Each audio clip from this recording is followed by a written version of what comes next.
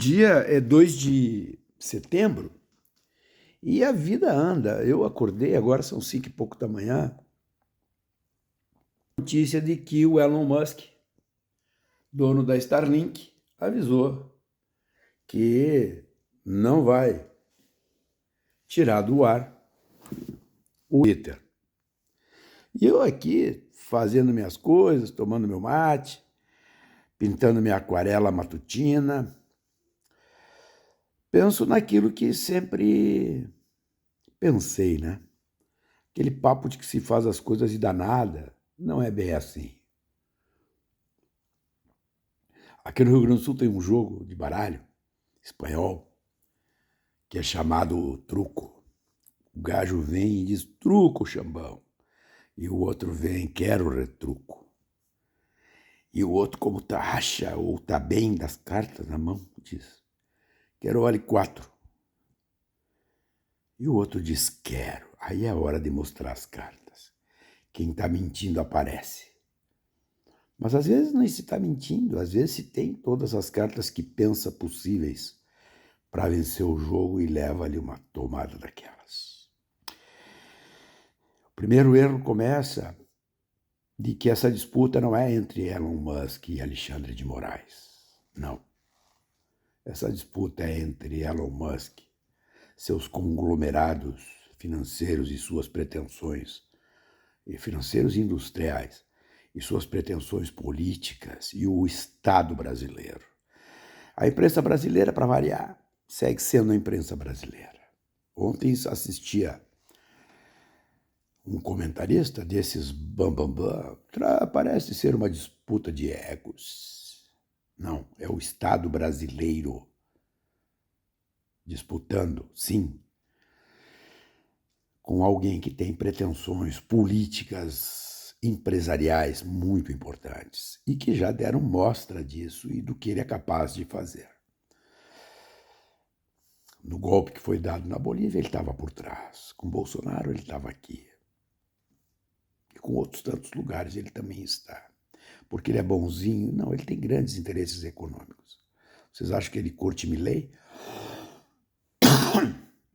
Ideologicamente? Não. Está de olho no lítio, nas minas de lítio, assim como na Bolívia. O tema ali não era a política local. O problema são as minas de lítio, o controle sobre isso. Pois eis que o Estado brasileiro bateu-lhe um truco e o Musk retrucou. Em que sentido?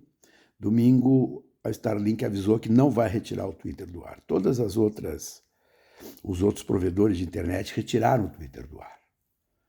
Mas o Starlink, que é dele, não vai retirar. Por quê? Por uma razão muito simples. Sabe ele que o agronegócio brasileiro usa o Starlink para trabalhar a lavoura.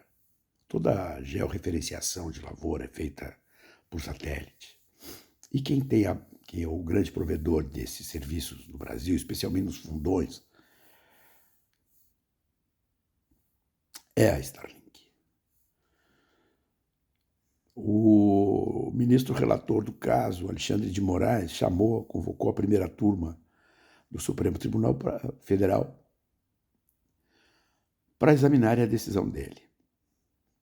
Isto vai acontecer hoje. A sessão virtual foi aberta a 0h, então hoje ainda deve ter essa decisão. O assunto é feio, por quê? Porque se eu for pegar do ponto de vista do direito, o Estado brasileiro tem todos os mecanismos, inclusive para fazer a intervenção na Starlink. Essas coisas não estão tão longe de nós como parece. Uma briga entre o hiperbilionário e tal. Você sabe que até o dono daquele Chevette 72 é contra o imposto sobre grandes fortunas? Sim, ele é terminantemente contra, ideologicamente contra. Imagina taxar grandes fortunas. Um dia ele vai ter uma Starlink para ele.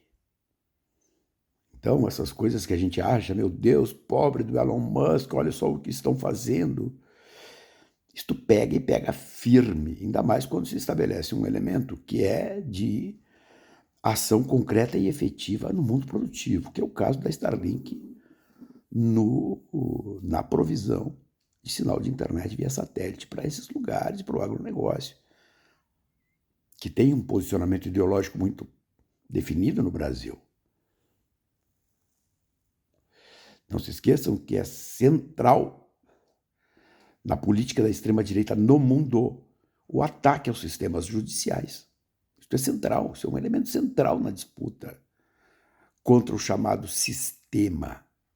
Eles se colocam como os grandes perseguidos e são perseguidos não pela lei do país, não pela ordem jurídica democrática, mas por este ou por aquele dito autoritário, que na verdade simplesmente é um agente de Estado, como é o caso de Alexandre de Moraes, que fala não por si mesmo, mas fala pelo Supremo Tribunal Federal.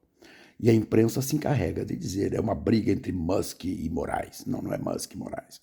Moraes não tem essa bola toda. Quem tem essa bola toda é o Supremo Tribunal Federal. Mas, politicamente, o símbolo que se estabelece, que se colocou, foi Alexandre de Moraes versus Musk. O povo contra Larry Flynt. A literatura, o cinema, a arte já identificou esse tipo de coisa há muito tempo. E uma imprensa vagabunda, descompromissada com os futuros nossos, aproveita para gerar a gasolina para o fogo.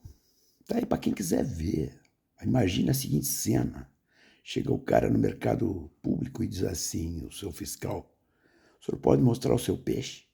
O cara mostra o peixe. Se o peixe não tem procedência, o que faz o fiscal do município? Fecha a banca. Não é assim que acontece? Em São Paulo, quando se identificou aquela imiscuição do PCC, de dinheiros criminosos, naquelas empresas de ônibus, o que fez o Estado brasileiro? Simplesmente fez a intervenção. Trocou a administração. Por que não fechou? Porque se trata de um serviço público essencial. Informe aos navegantes. O que a Starlink faz é prestar um serviço público. Portanto, juridicamente, o Estado brasileiro teria a capacidade, sim, de produzir intervenção nessa empresa. Qual é a novidade? Qual é o autoritarismo? Nenhum. Tudo na ordem jurídica, mas o tema não é esse. O tema é outro. O tema é a disputa pelo poder político. A tal de queda de braço, Musk, Estado brasileiro, segue. Só que é aquilo que se diz, quem nunca jogou truco na vida, que não se meta a jogar truco. Ou se vai jogar, que se prepare para tanto. Esta decisão do Moraes, representando o Supremo Tribunal Federal, pesada e correta, ela traz consequências. No mundo do direito? Não. As consequências estão no mundo da política, das disputas pelo poder. E esta política está enclausurada no Brasil? Evidente que não. Trata-se de um movimento internacional que busca constituir uma nova ordem de poder. Essa é a disputa. Então, quando a Starlink diz não vou retirar o X, o Twitter do ar, é o famoso no pôquer, pagou para ver. E pagaram para ver. E nós aqui vamos esperar. E jurista tecendo teses e teses e teses sobre isso, e a vida real comendo. A vida real é muito mais do que nós juristas. E as pessoas não acreditam nisso, mas é isso. Essa é a disputa política da quadra histórica no mundo.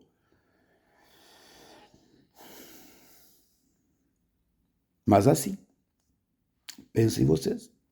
Quantas notícias vocês veem de estabelecimentos interditados, fechados pelo poder público, porque não seguem a ordem jurídica?